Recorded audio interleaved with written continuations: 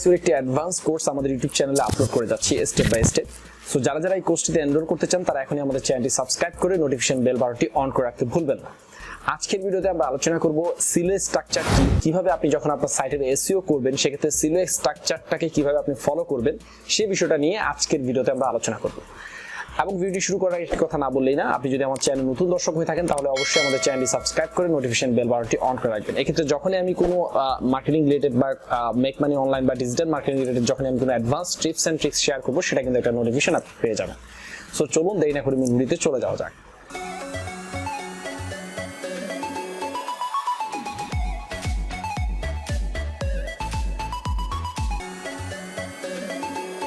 তো আজকে মূলত যে টপিকটা নিয়ে কথা বলবো সেটা হচ্ছে সিলো স্ট্রাকচার। তো সিলো স্ট্রাকচারটা কি, এটা কতটা ইম্পর্টেন্ট, যেহেতু অন পেজের শুরুতেই আমরা কন্টেন্ট অপটিমাইজেশন শুরু করে দিই, কন্টেন্ট পাবলিশ করা শুরু করে দিই। তো সেক্ষেত্রে আমার মনে হলো যে সিলো স্ট্রাকচার নিয়ে একটু কথা বলা দরকার। তো প্রথমে বলি, সিলো স্ট্রাকচার হচ্ছে আপনার সাইটের একটা ডিপ স্ট্রাকচার।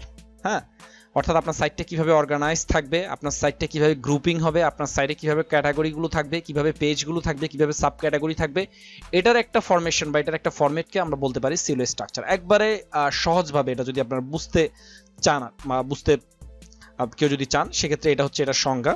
অর্থাৎ কোনো একটা নির্দিষ্ট একটা ওয়েবসাইটের যে আর্কিটেকচার মানে কি কাঠামো বা গঠন, হ্যাঁ, কি রকম হবে এবং সেটার ভিতরে কিভাবে বিভিন্ন পোস্টগুলো, বিভিন্ন পেজগুলো কিভাবে অর্গানাইজ থাকবে এবং প্রত্যেকটা পোস্ট বা প্রত্যেকটা পেজের ভিতরে যে ক্যাটাগরিগুলো থাকবে সেই ক্যাটাগরিগুলো কিভাবে অর্গানাইজড হবে, এটার যে বিশদ একটা যে কি বলবো আর্কিটেকচার বা একটা মডেল, সেটাকে আমরা বলতে পারি সিলো স্ট্রাকচার।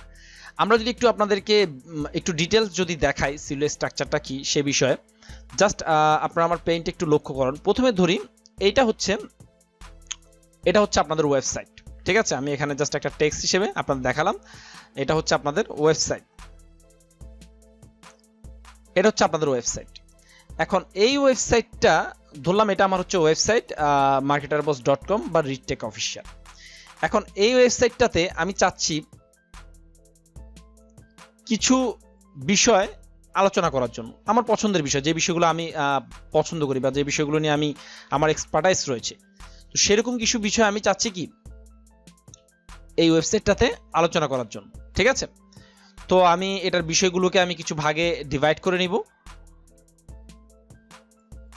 একটু লক্ষ্য করেন আপনারা আমার পেইন্টের দিকে, তাহলে আপনাদের সিলো স্ট্রাকচারের ফরম্যাটটা আপনাদের খুব ভালো একটা আইডিয়া হয়ে যাবে। দেখেন, এটা হচ্ছে আমার ওয়েবসাইট।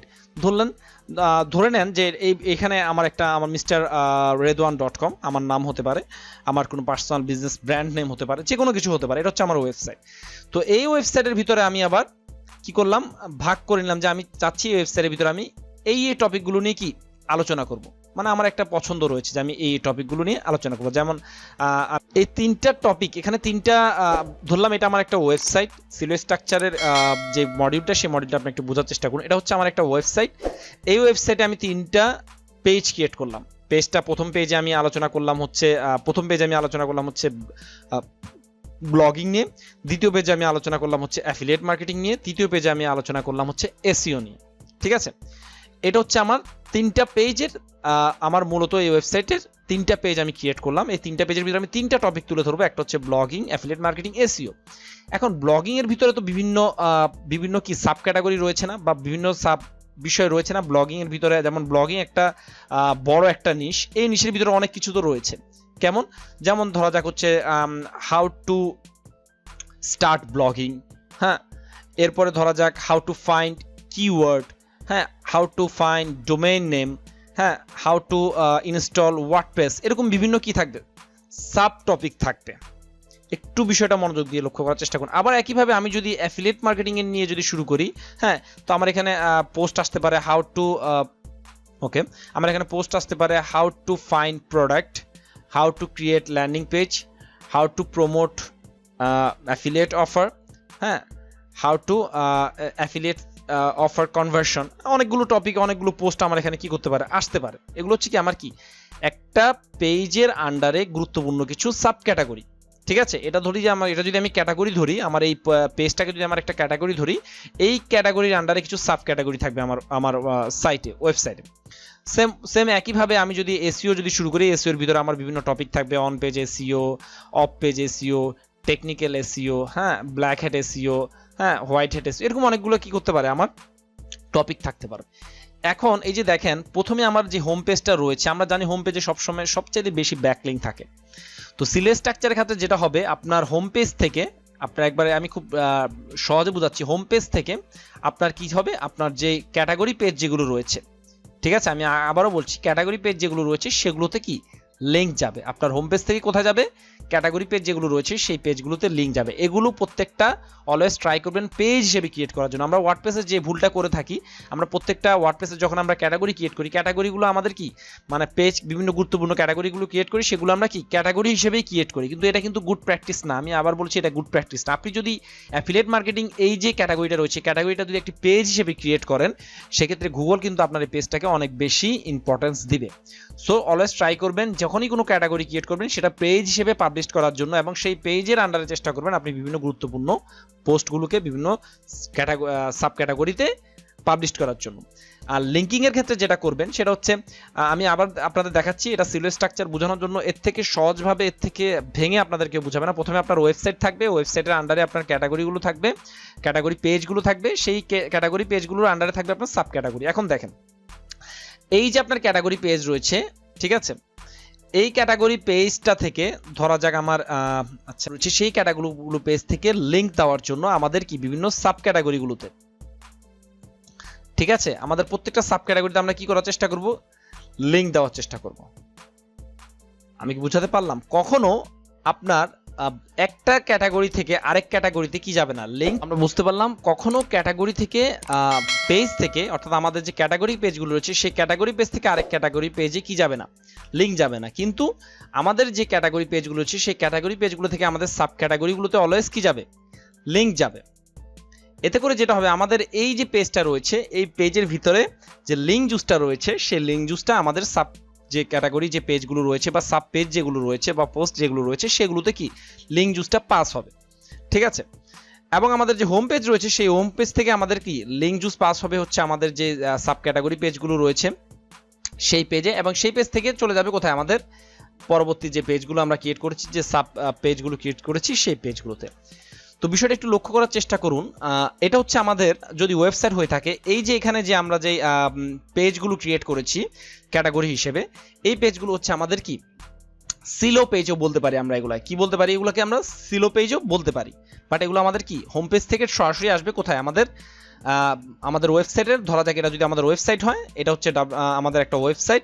এই ওয়েবসাইটে দেখেন হোম পেজ থেকে কি, এই যে দেখেন বিভিন্ন ধরনের আমরা কি ক্যাটাগরি পেজ তৈরি করেছি, এবং সেই ক্যাটাগরি পেজের আন্ডারে, যেমন অ্যাফিলিয়েট মার্কেটিং আন্ডারে আমি আবার বিভিন্ন গুরুত্বপূর্ণ পোস্ট ক্রিয়েট করেছি, এবং ওয়ার্ডপ্রেস যে রয়েছে আমাদের যে ক্যাটাগরি পেজ রয়েছে সেই ক্যাটাগরি পেজ থেকে আমরা কি গুরুত্বপূর্ণ আরো কিছু পোস্ট ক্রিয়েট করেছি। এবং এসইওর ক্ষেত্রে আমরা অন পেজ এবং অফ পেজের বিভিন্ন কি ডিফারেন্সিয়েট দিয়ে বিভিন্ন পোস্ট ক্রিয়েট করেছি, এবং এদের মধ্যাকার কি করেছি, একটা ইন্টারনাল লিঙ্কিং করেছি। প্রত্যেকটা পোস্টের ভিতরে একটা কি মধ্যাকার ইন্টারনাল লিঙ্কিং করার আমরা চেষ্টা করেছি।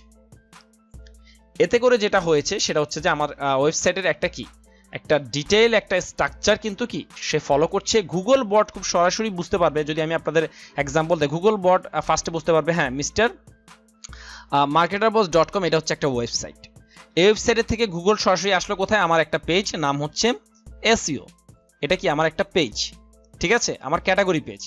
এখন এসইও থেকে যাওয়ার পরে গুগল ফার্স্টে কি স্ক্রল করে আসলো আমার সেকেন্ড যে পেজটা, মানে এসইওর সাব ক্যাটাগরি হিসেবে যেটাতে আমি গ্রুপিং করেছি সেটা হচ্ছে কি অন পেজ এসইও।